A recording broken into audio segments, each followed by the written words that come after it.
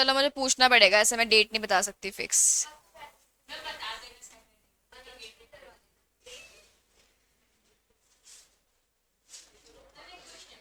हाँ।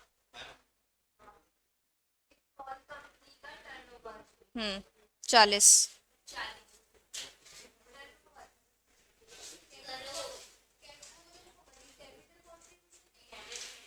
कैपिटल है।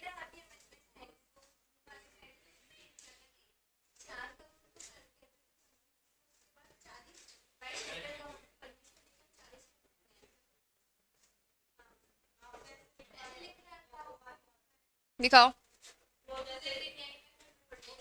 4 करोड़ है और बढ़ा के 10 कर सकते हैं। 40 तो टर्नओवर है।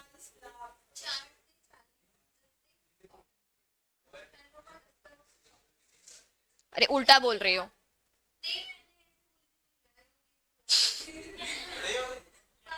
तो मुझे दिखाना। दिखाना।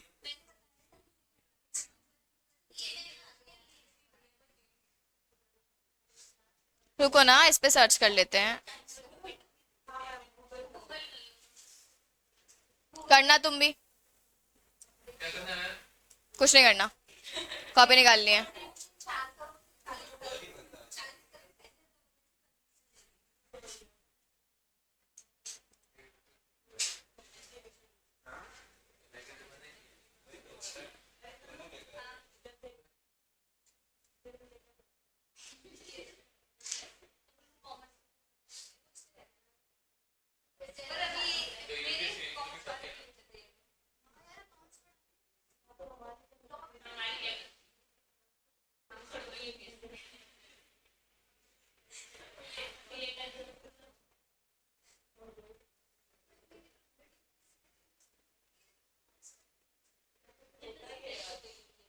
यही आ रहा है, देखो तुम।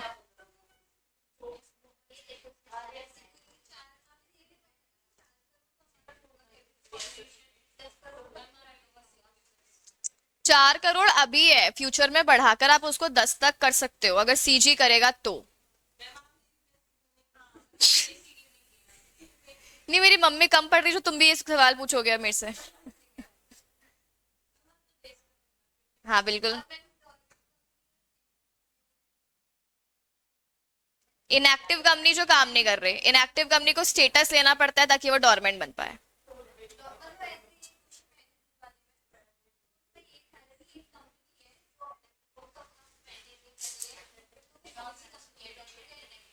इनएक्टिव है, डोरमेंट वो तब बनती है जब वो स्टेटस ले लेती है आरओसी से। मतलब इनएक्टिव कंपनी ही अप्लाई करती है डोरमेंट बनने के लिए।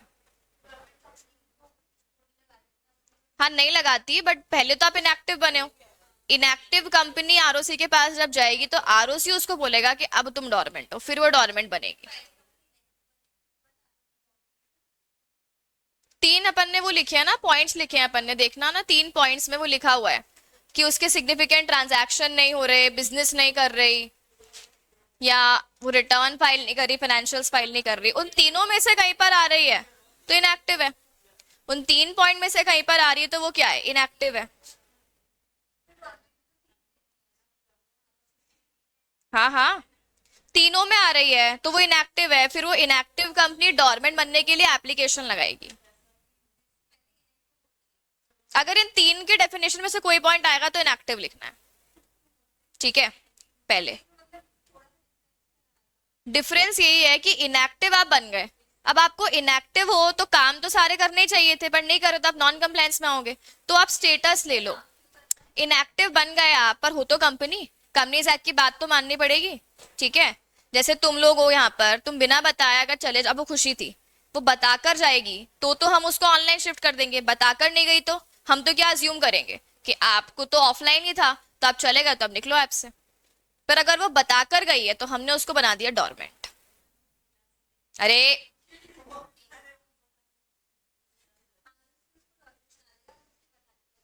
एक बार तुम लेक्चर देखना डोरमेंट वाला पूरा, अपन ने पूरी एक क्लास खराब करी है उसके लिए।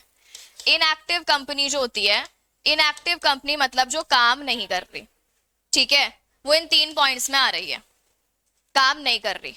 अब काम नहीं कर रहे तो आरओसी आपको क्यों बख्शे, क्यों नहीं कर रहे, तुमने कंपनी क्यों खोली है जब काम ही नहीं करना? तो काम तो आपको करना चाहिए था। अब आपको काम नहीं करना तो तुम बोल दो ना, हमें आप स्टेटस ही दे दो डोरमेंट का, हम काम नहीं करना चाहते।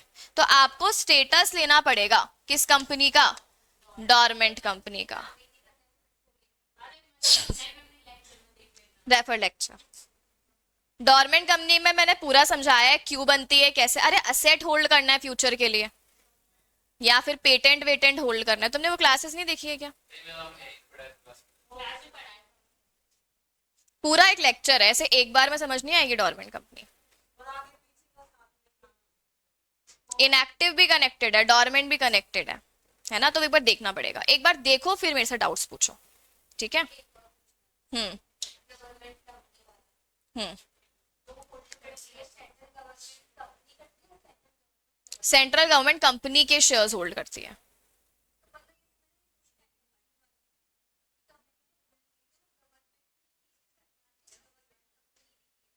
कहां पर, किसमें शेयर्स होल्ड करे?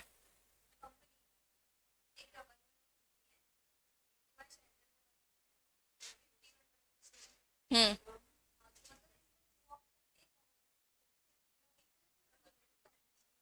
तो लैंग्वेज पढ़ के समझ में आएगा ना। हम्म।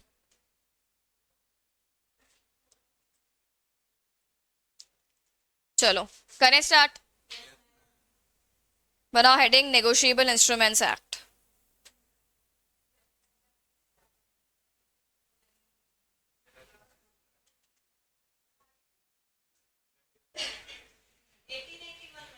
हाँ।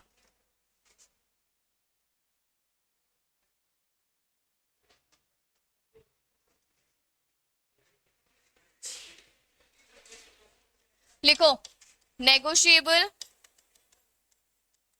Instrument act 1881।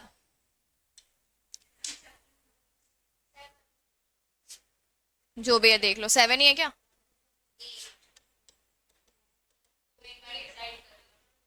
20 लिख लो। ये तो पूछने नहीं वाला चैप्टर नंबर क्या था मॉड्यूल में। हाँ लास्ट ही है, 7 ही चैप्टर से, 7 ही है। चलो क्या है नेगोशिएबल इंस्ट्रूमेंट्स एक्ट, कभी पहले नाम सुना है? हम्म, अच्छा बता दो फिर, तो तुम्हें आता होगा, बताओ मीनिंग।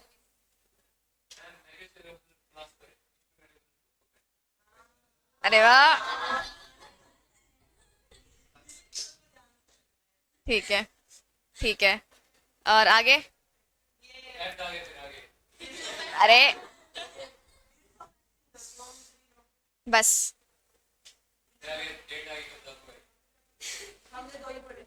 तीन होते हैं, ठीक है। तो फिर अपन ये चैप्टर स्किप कर देते हैं ना, पढ़ तो तुम चुके ही हो।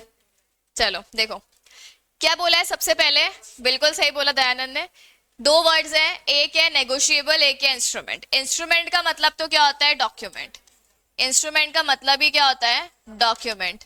और नेगोशिएबल का मतलब होता है ट्रांसफरेबल। क्या नेगोशिएबल? ट्रांसफरेबल, ठीक है। अभी एक्चुअली क्या होते हैं और ये कैसे यूज होते हैं उसके लिए एक एग्जाम्पल समझना। फॉर एग्जाम्पल मान लो योगेश है, मान क्या लो है, ठीक है। और योगेश ने मान लो एक दुकान खोल ली, किस चीज की? किसकी? घास की? कपड़ों की खोल ली, ठीक है। चलो क्लोथिंग की इसने दुकान खोल ली, है ना? अब सुनो, अब एक लड़की है योगिता नाम की, जो कि योगेश की चाइल्डहुड फ्रेंड है, ठीक है, मान रहे हैं। तो नहीं है तो कोई तो होगी, बताओ नाम बताओ। सोच रहे हैं 20-25 है। चलो, अरे हाँ तो मान लेते हैं अपन योगिता है, ठीक है। अब ये योगिता है ना, योगेश को ऐसे थोड़ी थोड़ी, ठीक है। चलो तो अब है ना योगिता आई, योगिता आई तो योगेश देख के उसको मतलब बहुत ऐसे खुश हो गया कि वाह ये मेरी दुकान पे आई है शॉपिंग करने, ऐसे वैसे। तो योगेश बहुत एक्साइटेड हो गया, ठीक है। तो अब क्या हुआ सुनो, अब योगिता ने योगेश को बोला कि योगेश देख, मैं है ना, मतलब मुझे कहीं जाना है घूमने वूमने, तो मुझे कपड़े वपड़े चाहिए, अच्छे अच्छे कपड़े दिखा दे, ठीक है। तो योगेश ने मस्त एकदम कपड़े दिखाए, पहन के भी दिखा दी, ये देख ऐसे लगेंगे ये, मतलब इतना इम्प्रेस हो गया वो। तो ऐसे करके दिखा दिए। अब योगिता ने जो कपड़े पसंद किए ना, मान लेते वो कपड़े पसंद कर लिए 50,000 रुपए के। कितने के पसंद कर लिए? 50,000 के।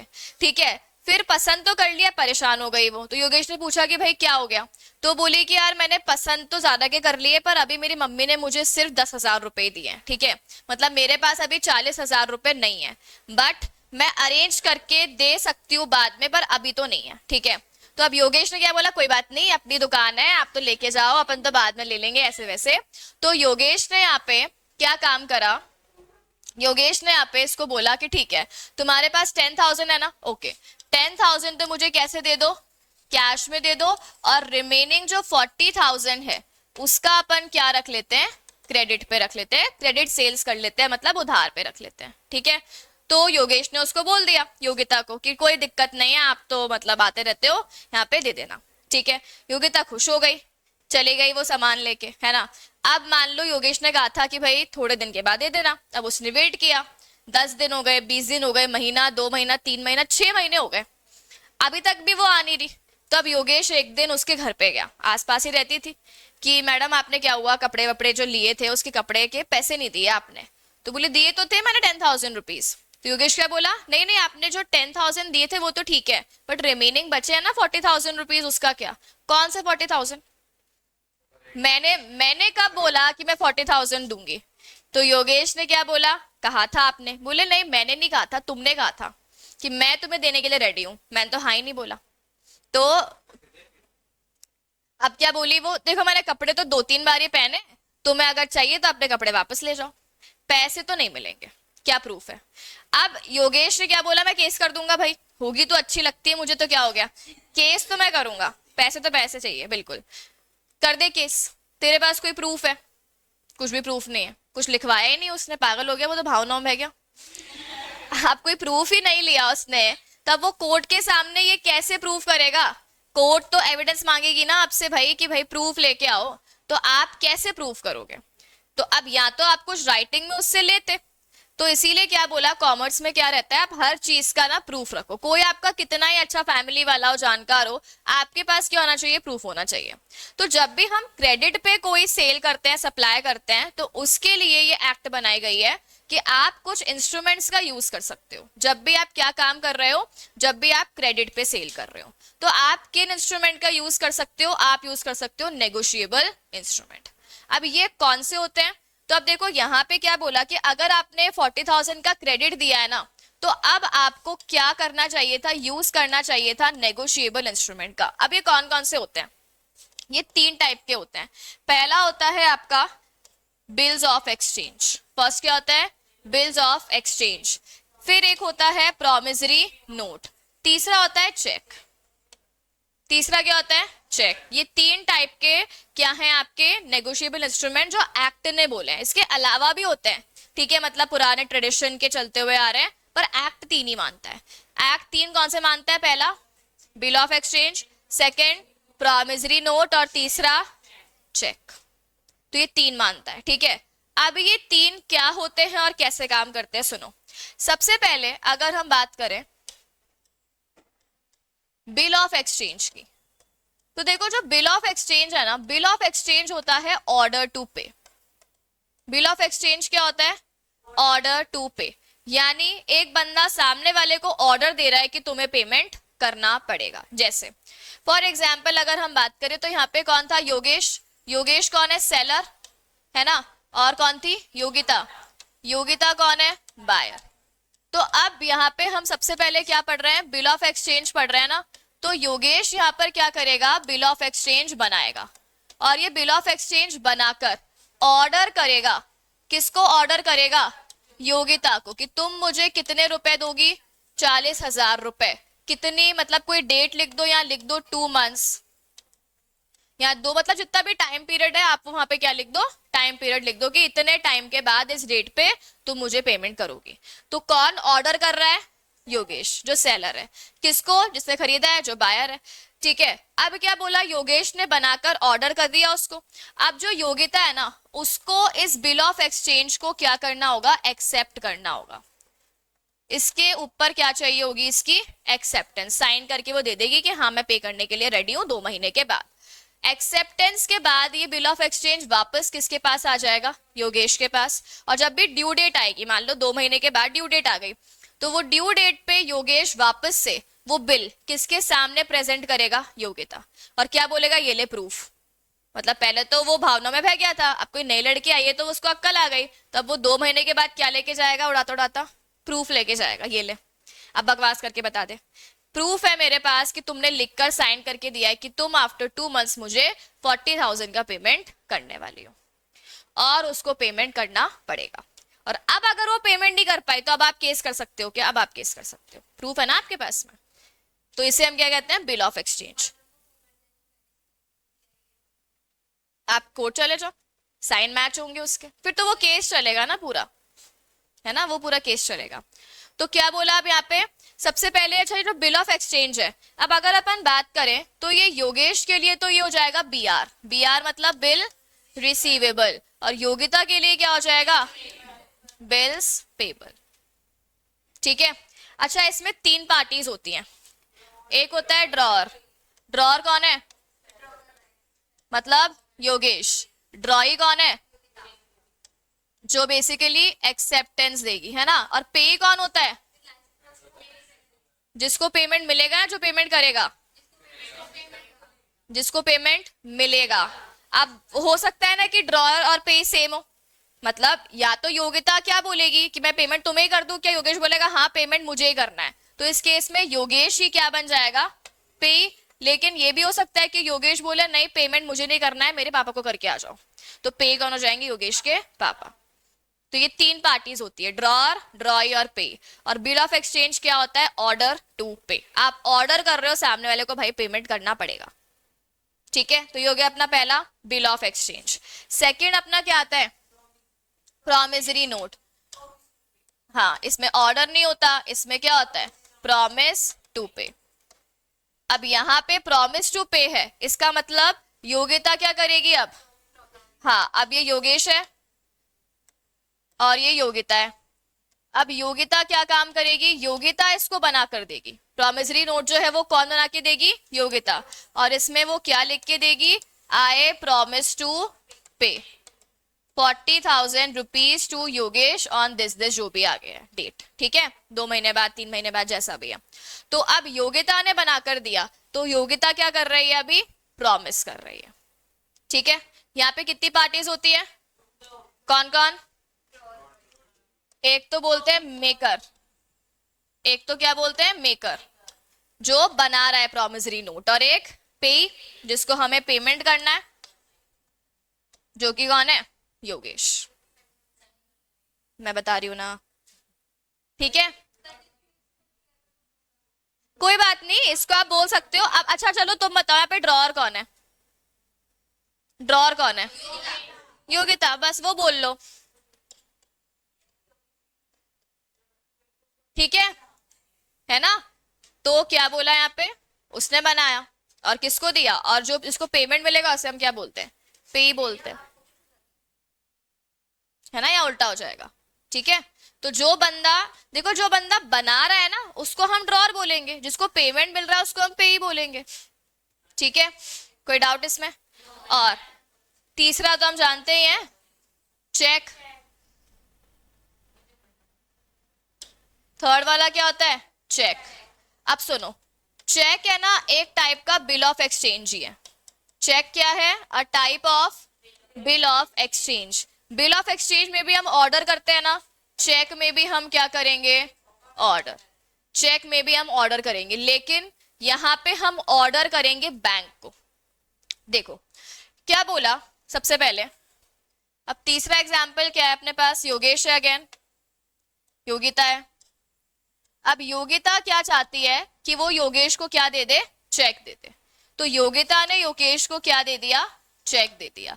अब मान लो यहाँ पे उसने चेक दिया, तो इसका मतलब योगिता क्या करेगी, पेमेंट करेगी। अब एक्चुअली योगिता खुद तो पे नहीं करेगी, योगिता का बैंक पेमेंट करेगा। इसका मतलब इस चेक के थ्रू योगिता अपने बैंक को क्या बोल रही है, वो अपने बैंक को ऑर्डर दे रही है कि भाई तुम्हें पे करना है, किसको, योगेश को। ठीक है, तो यहां पे क्या बोल दिया, ये योगिता तो हो जाएगी ड्रॉर क्योंकि उसने बनाया, फिर उसके बाद में ड्रॉई कौन हो जाएगा, बैंक, और पे कौन हो जाएगा, योगेश। मतलब ये एक टाइप का बिल ऑफ एक्सचेंज है। बस यहाँ पे फिक्स क्या कर लो कि हम ऑर्डर किसको करेंगे, बैंक को ऑर्डर करेंगे। ठीक है, अभी अपन डिटेल में लिखेंगे सारी चीजें, बट क्या एक बार बेसिक अंडरस्टैंडिंग आ गई, ऊपर से गया, समझ आ गया सबको। ठीक है, अच्छा एक चीज, हाँ, क्योंकि आपने बैंक के ऊपर चेक ड्रॉ करा, आपने बैंक को ऑर्डर दिया ना, आपने बैंक को ऑर्डर दिया कि भाई तुम मेरे बिहाफ पर पेमेंट करोगे, हाँ बैंक एक्सेप्ट करेगा। हाँ एक तरीके से वही चीज है, पर अपन को कुछ तो बनाना है ना, कहीं तो डालना पड़ेगा ना उस चीज को, तो अपन वो एग्जाम्पल के लिए उसको वो सब बोल रहे हैं। ठीक है, तो नाम ऐसे यूज करेंगे। अच्छा इसके अलावा ये तीनों ही होते हैं नेगोशिएबल, तीनों ही नेगोशिएबल होते हैं। इसका मतलब आप इस इंस्ट्रूमेंट को किसी और को ट्रांसफर, आपके पास चेक है, ठीक है, क्या आप किसी और, जैसे मान लो योगिता ने चेक बनाकर योगेश को दिया, क्या वो योगेश किसी और को ट्रांसफर कर सकता है, हाँ कर सकता है, लिख देगा पीछे उसके। ठीक है, प्रॉमिसरी नोट है, किसी और को ट्रांसफर कर सकता है, योगेश कर सकता है, और सेम बिल ऑफ एक्सचेंज भी वो किसी और को ट्रांसफर कर सकता है।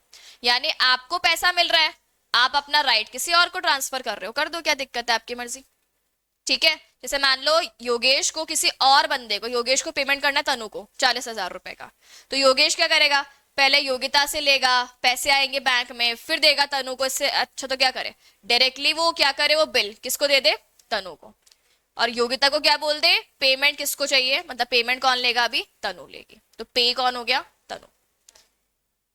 इसका मतलब हम क्या कर सकते हैं, ट्रांसफर कर सकते हैं, क्या ट्रांसफर कर सकते हैं। ठीक है, अब है ना ये सारी चीजें तुम घर पे लिखोगे, फोटो क्लिक करते जाओ। मैं तो कराऊंगी, पर ये तो एग्जाम्पल है ना, मैं तो लैंग्वेज लिखवाऊंगी, घर पे लिखना है, फोटो लो, फोटो लो। तुमने एजेंट रख रखे हैं अपने, हो गया, बस डन।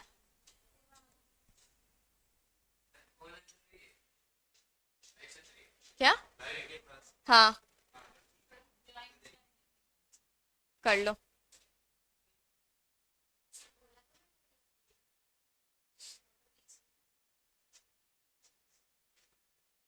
रुको, ये कौन सा है, बिल ऑफ एक्सचेंज, ये कौन सा है, प्रॉमिसरी नोट, और ये चेक।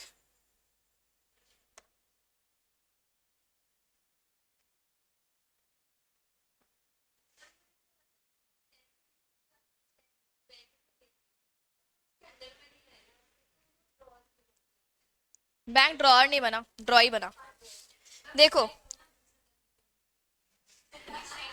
नहीं, ड्रॉई कौन होता है, जिसको हम बनाकर बिल देते हैं कि आप एक्सेप्ट करो और आप पेमेंट करो, कोई बात नहीं।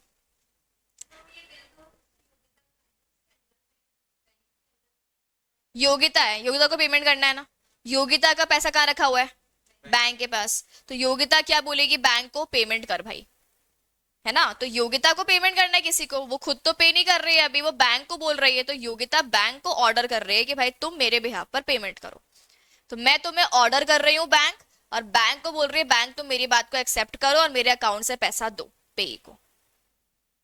तो अल्टीमेटली ये जो सिनेरियो है ना, बस अपन इसको वो फिट कर रहे हैं वहां पे, कि ड्रॉई कौन होता है, जिसको आप बोलते हो एक्सेप्टेंस के लिए, तो आप बैंक को बोल रहे हो, तो उसको बस क्या नाम दे दिया हमने, ड्रॉई।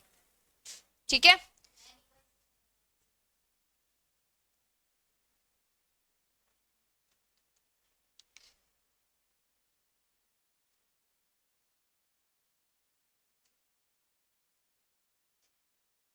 ठीक है, हो गया ना सारे, ये सब लिखना है कॉपी में। आप पेज छोड़ दो, कितने पेज में आएगा, एक में आ जाएगा क्या, 1.5 पेज छोड़ दो, 2 ही छोड़ दो, कोई बात नहीं, पेज वेस्ट हो जाएंगे, कम नहीं पढ़ने चाहिए। तुमने कितने छोड़े, 20 छोड़ दिए क्या,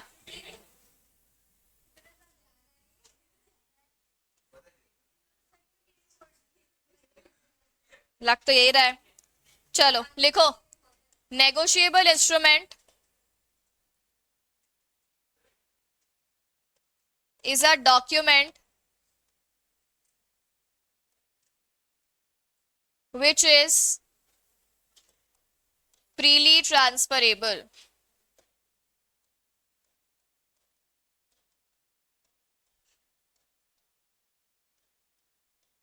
Which is freely transferable from one person to another. One person to another. By mere delivery or by endorsement and delivery. By mere delivery and endorsement and delivery.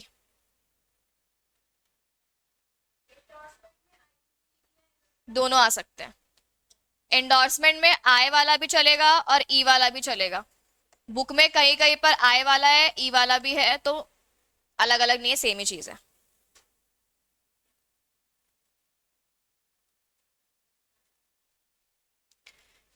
इसके बाद लिखो, NI act not define the term NI. Next, section 13 of the act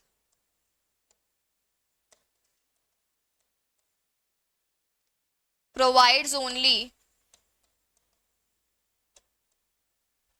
3 types of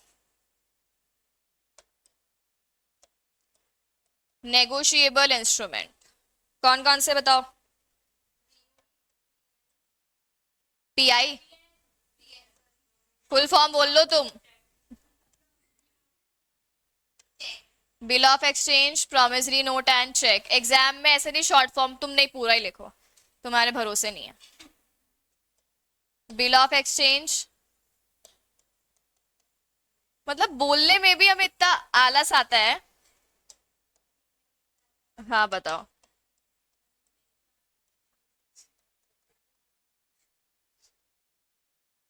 तुम्हें अगर कोई option दे कि पढ़ाई छोड़ दो, पैसे मिल जाएंगे तुम्हें, छोड़ दोगे?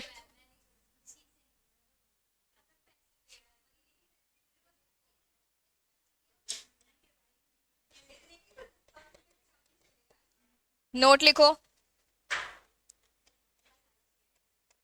Hundis, bearer debenture,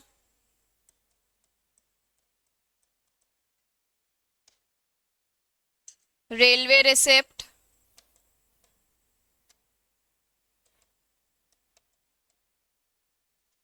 delivery orders. No, तुम्हें शर्म भी नहीं आती ना ऐसे बोलते हो? बिल्कुल।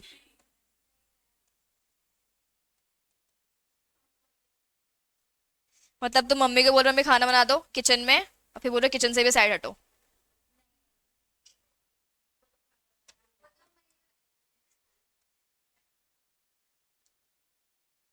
कंसिडर्ड एनआई आइदर बाय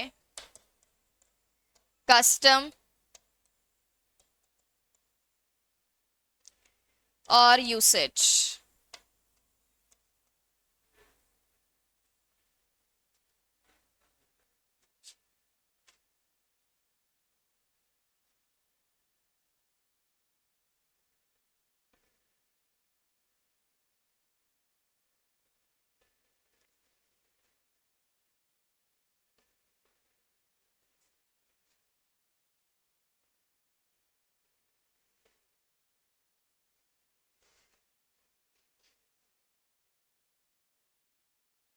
आगे बैठ के बातें कर रहे हो।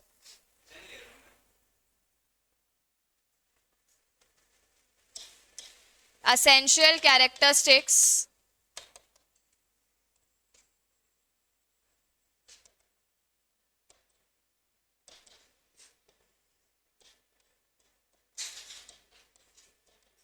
of Ni.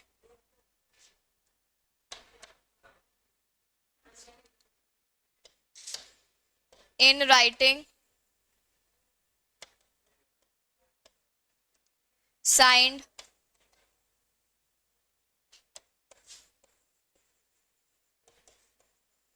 freely transferable,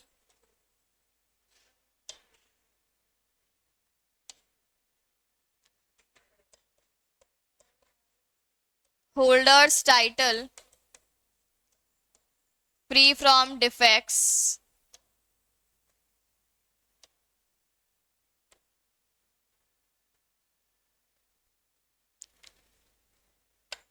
can be transferred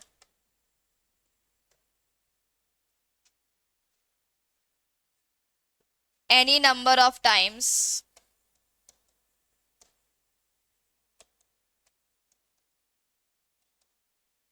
till its satisfaction.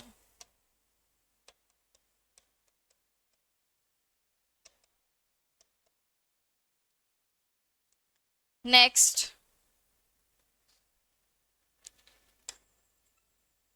either unconditional order or promise to pay.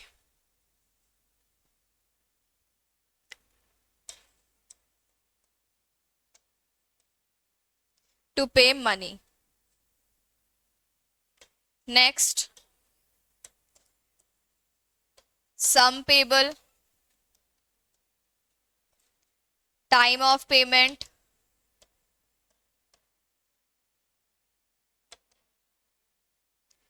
pay,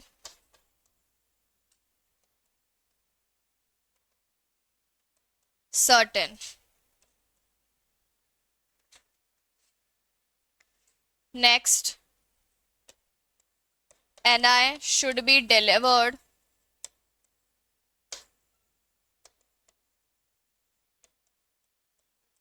only. Drawing of Ni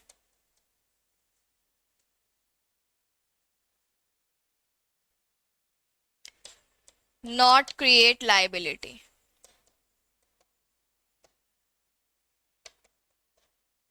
Only drawing of Ni not create any liability.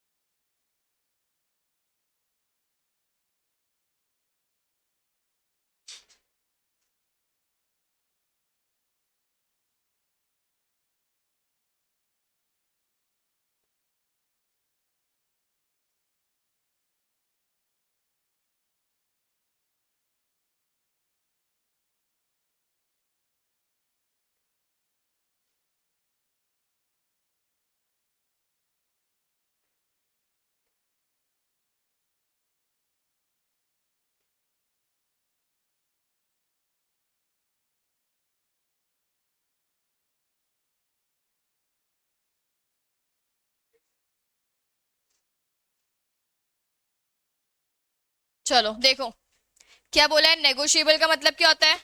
Transferable. और instrument क्या होता है? Document. देखो, NI is a document which is freely transferable. जब चाहे आप किसी को भी ट्रांसफर कर सकते हो, कोई भी ऑब्लिगेशन बाउंडेशन नहीं है आप पे, from one person to another. इसके बाद नेक्स्ट क्या बोला है? It is transferable. ये जो हमने फ्रीली ट्रांसफरेबल की बात की है ना, तो क्या बोला है? आप इसको ट्रांसफर कर सकते हो। कैसे? या तो बाय मेयर डिलीवरी। मेयर का मतलब होता है ओनली। हाँ, मात्र लिख लो, मात्र ज्यादा बेटर है। हाँ, सिर्फ डिलीवरी। या फिर क्या बोला? By endorsement and delivery. अब देखो ये दो वर्ड्स का क्या मतलब होता है। देखो, डिलीवरी का मतलब तो क्या होता है कि आपके पास कोई इंस्ट्रूमेंट है और आपने बस सामने वाले को पकड़ा दिया। कोई इंस्ट्रूमेंट है, जैसे पैसे होते हैं, ठीक है। अब यहाँ पे पैसे मिले थे, किसके थे वो? तनु के थे ना, 5 रुपए। अब मान लो तनु ने वो 5 रुपए अगर योगेश को दे दिए, तो क्या वो लिख कर देगी योगेश मैं तुझे 5 रुपए दे रही हूं? लिख के दे दिए आपने, दे दिए। अब वो पैसे किसके हो गए? योगेश के हो गए। योगेश ने हिमांशी को दे दिए, वो किसके हो गए? हिमांशी ने मुझे दे दिए, किसके हो गए? लाओ, लाओ भाई। हाँ खैर, तो मतलब ये क्या हो रहा है? Mayor delivery. मेयर डिलीवरी का मतलब है आप बस सामने वाले को दे रहे हो। क्या आपने कहीं पर लिख कर दिया कि उसके हो गए?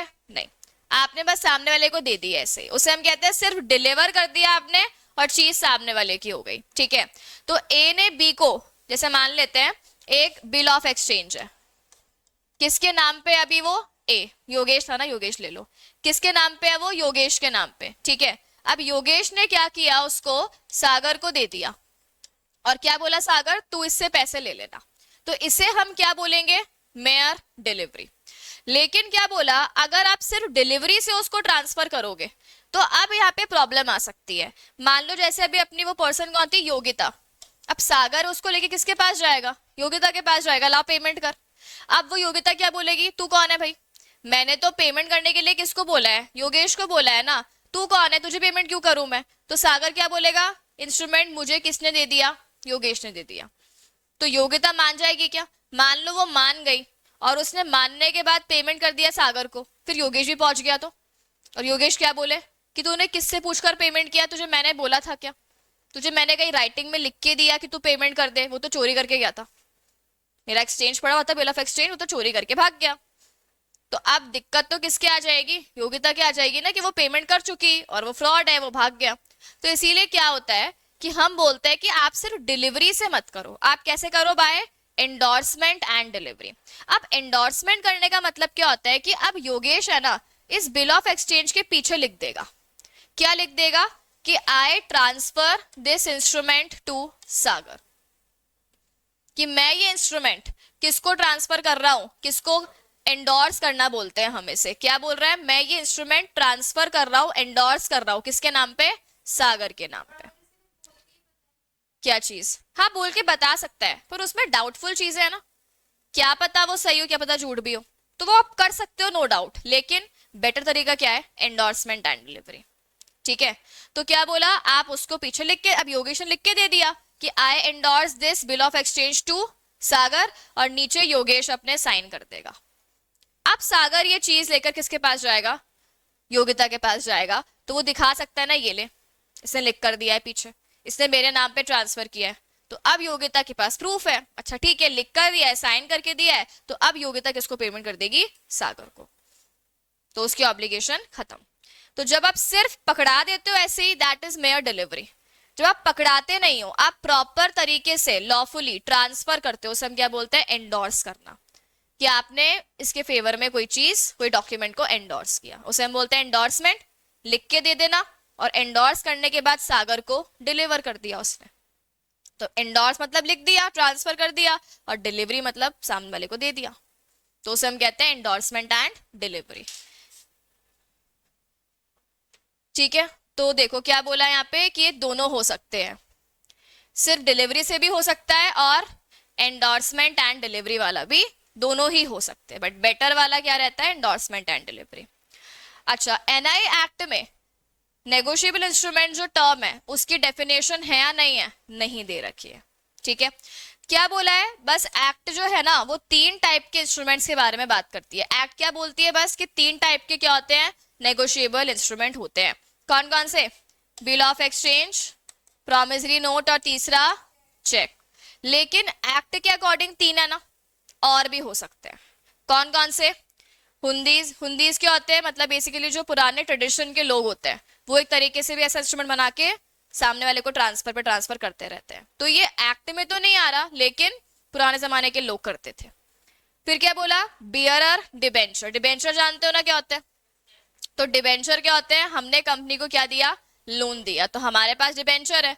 तो अब डिबेंचर हम एक से किसी और को ट्रांसफर कर सकते हैं, तो वो भी नेगोशिएबल हो सकते हैं। अगर वो कौन से वाले हैं? बियरर।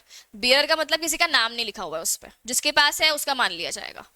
कौन से वाले हो गए? वो डिलीवरी वाले हो गए। ठीक है, तो जिसके पास है उसका डिबेंचर हम मान लेंगे। तो आपके पास है तो आज आपका हो गया, कल उसके पास है तो वो उसका हो गया, किसी और को देगा तो वो उसका हो जाएगा।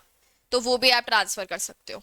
रेलवे की रिसिप्ट होती है, कोई आपने सामान भिजवाया रेलवे से, अभी ए के पास है वो रिसिप्ट, तो वो सामान ए का है, उसने बी को दे दिया, तो वो सामान कौन ले लेगा? बी ले लेगा। डिलीवरी ऑर्डर्स वगैरह भी यही होता है कि जिसके नाम पे हमने दिया उसके पास है आज, फिर कल किसी और को दे दिया आपने। तो ये सारी चीजें भी तो आप इंस्ट्रूमेंट है ना, किसी और को दे सकते हो ना आप, कि अभी तो ये मेरे नाम पे है, मुझे नहीं लेनी, तुम्हारे नाम पे ले लो। तो ये सब भी नेगोशिएबल ही तो है, पर एक्ट नहीं मानती इनको। एक्ट सिर्फ 3 को ही मानती है, ठीक है? तो ये याद रखना, ये होते भी हैं, लेकिन ये कैसे होते हैं? कस्टम और यूसेज, सोसाइटी खुद ही कर लेती है। एक्ट के अकॉर्डिंग है क्या? ये एक्ट के अकॉर्डिंग नहीं है, नहीं, मतलब वैलिड है पर इस एक्ट में कवर नहीं होंगे, कोर्ट पे नहीं जा सकते आप इसको लेके। अब क्या बोला है? एनआई के असेंशियल फीचर्स क्या क्या है? फर्स्ट पॉइंट क्या बोला है? पहली चीज तो ये इंस्ट्रूमेंट राइटिंग में ही होना चाहिए, ओरली है तो हम इसको एक्सेप्ट नहीं करेंगे। सेकंड, इसके ऊपर साइन होना चाहिए पर्सन का। इट इज फ्रीली ट्रांसफरेबल, पढ़ी लिया अपन ने। नेक्स्ट क्या बोला है? Holders title is free from defects, यानी जिस बंदे के पास वो इंस्ट्रूमेंट है उसका टाइटल मतलब ओनरशिप फ्री फ्रॉम डिफेक्ट, मतलब एक्चुअल ओनरशिप होनी चाहिए, कोई डिफेक्टेड ओनरशिप नहीं होनी चाहिए, मतलब चोरी चकारी नहीं करी। जैसे सागर ने मान लो चोरी कर लिया योगेश का बिल, तो होल्डर कौन है? सागर। होल्डर मतलब जिसके पास वो इंस्ट्रूमेंट है, पर क्या सागर के पास टाइटल सही है? नहीं, चोरी का है वो। तो होल्डर का टाइटल अगर सागर के केस में देखें तो फ्री फ्रॉम डिफेक्ट्स नहीं है। तो जो ओनर है ना, उसने या तो आपको दिया हो बकायदा लॉ के द्वारा, ठीक है, तो तब हम मान लेंगे कि अच्छा टाइटल वैलिड है। तो चोरी वोरी करोगे या कुछ भी इस तरीके से, मतलब मान लो रोड पे पड़ा हुआ है और आपको मिल गया, तो भी वो टाइटल क्या हो जाता है? डिफेक्टिव हो जाता है। तो वैसा होना चाहिए क्या? वैसा नहीं होना चाहिए। फिर क्या बोला है? Can be transferred any number of times till it's satisfaction, कितनी भी बार ए ने बी को करा, बी ने सी को, फिर डी को, फिर ई को, कितनी भी बार कर लो आप। कब तक ट्रांसफर कर सकते हो? जब तक सेटिस्फैक्शन मतलब पेमेंट नहीं हो जाती। जब तक पेमेंट नहीं हुई है ना, आप कितने ही लोगों को ट्रांसफर कर लो, पेमेंट हो गई फिर वो काम का ही नहीं है, अब खत्म, अब पेमेंट हो गई उस चीज की। अच्छा, नेक्स्ट बोला है, पहली बात तो ये अनकंडीशनल होगा, कोई आप कंडीशन नहीं लगा सकते कि अगर मेरी शादी हुई तो ही पेमेंट करूंगा, ऐसी कोई कंडीशन योग्यता नहीं लगा सकती, ठीक है? और क्या बोला? अनकंडीशनल है, या तो ऑर्डर है या फिर क्या है? प्रॉमिस है, दोनों में से कोई भी हो सकता है। वेरी इंपॉर्टेंट, टू पे मनी ओनली, यानी बार्टर वगैरह यहाँ पे नहीं आएगा, पेमेंट मनी में ही होना चाहिए, ठीक है? तो ये चीज इंपॉर्टेंट है, मनी में ही पेमेंट होगा। अच्छा, इसके बाद देखो क्या बोला है कि सारी चीजें सर्टेन होनी चाहिए, मतलब फिक्स होनी चाहिए। क्या फिक्स होना चाहिए? पहला, सम पेबल, कितना अमाउंट पे करना है। मान लो आपने बिल में लिख रखा है मेरी जब मर्जी होगी ना मैं उतना अमाउंट पे करूंगी, तो क्या वो चीज सही है? नहीं। सम पेबल कितना है? 10, 20, 30, 40 जितना भी है वो आपको प्रॉपर लिखना चाहिए। नेक्स्ट बोला है टाइम ऑफ पेमेंट, कब करोगे? 10 दिन बाद, 20 दिन बाद, महीने बाद, वो भी प्रॉपरली लिखो। पे पेमेंट किसको करोगे वो भी लिखो। तो ये सब चीजें सर्टेन होनी चाहिए, ऐसे मत डाल देना कि हमारा तब जब मन होगा हम उसको देंगे पैसे, ऐसा कुछ नहीं होगा। और लास्ट क्या बोला है? NI should be delivered. मान लो योगेश ने बनाकर अपने पास जेब में रख लिया, योगिता को दिया ही नहीं एक्सेप्टेंस के लिए, क्या वो वैलिड माना जाएगा? नहीं। बना के रख लेने से कोई लायबिलिटी क्रिएट ही नहीं होती है, आपने मन में ही वो काम कर लिया, फिर एक तरीके से हमें बताया ही नहीं तो हमें सपने थोड़ी आ रहे हैं। तो आपको वो इंस्ट्रूमेंट बनाना भी है और बनाने के बाद डिलीवर भी करना है सामने वाले को। तो जब योगेश योगिता को देगा वो बिल और वो एक्सेप्ट करेगी, तब उसकी लायबिलिटी क्रिएट होगी। आपने खुद के पास बना के जेब में रख लिया और सोच रहे हो कि अब ये दे देगी मुझे पैसे, तो उसकी कोई लायबिलिटी क्रिएट ही नहीं होती है। तो ये सारे क्या हो गए? एसेंशियल फीचर्स ऑफ एनआई, ठीक है? अरे यूपीएससी पे तो मनी दोगे ना, कैसे हाथ ही निकल के जाएगा क्या? नहीं, कैसा डाउट था?